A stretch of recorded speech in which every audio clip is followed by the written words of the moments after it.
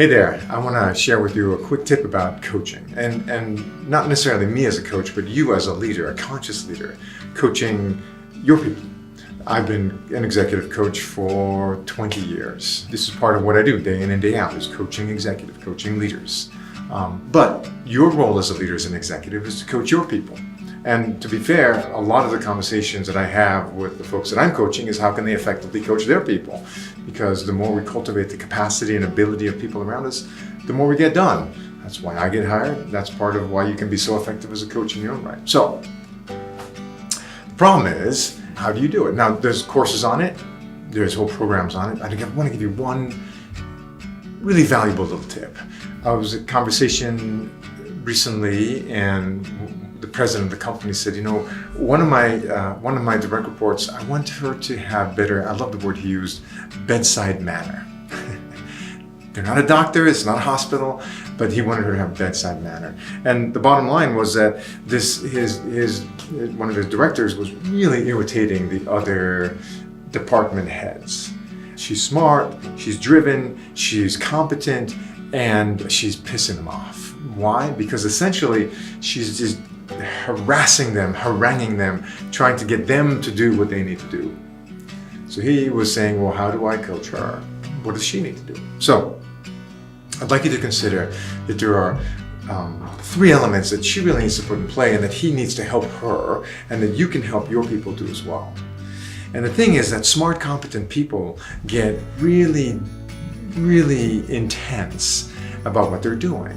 And when it's not working, what they do is they get more intense with what they already have been doing. They don't think about changing their frame of mind, right? So because I'm particularly strategic in my thinking, when I get under stress, I get even more strategic, but really the situation sometimes requires detail and tactics. So what he needed to coach her on, and what I think you need to do to help your people in coaching, is that there's a kind of a 3-step process for how you engage with people. Bedside manner, better bedside manner.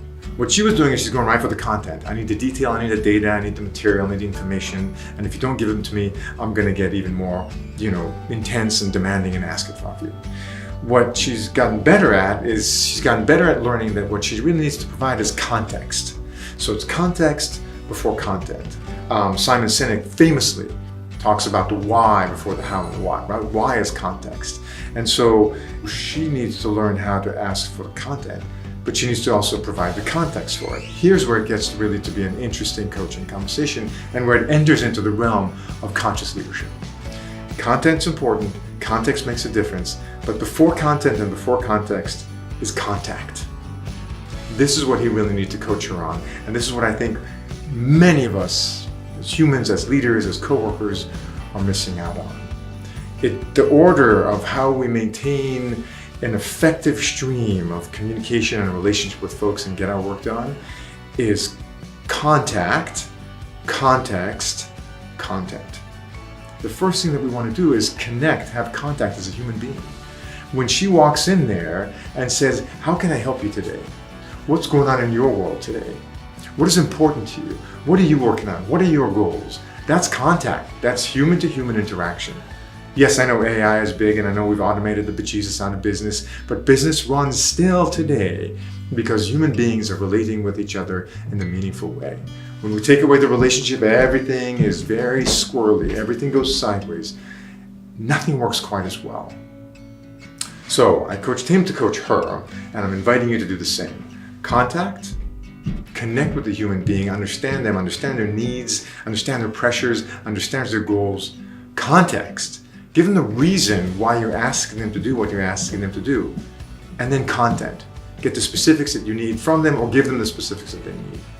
If you miss this order, if you don't do contact, make sure that you're connecting with the human being. 2, context, give the bigger picture and the reason why it is that you're asking or telling what you are.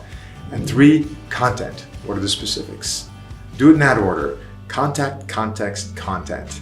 And you will raise the effectiveness of your capacity to relate, to lead, and to produce meaningful results. Good luck on the journey.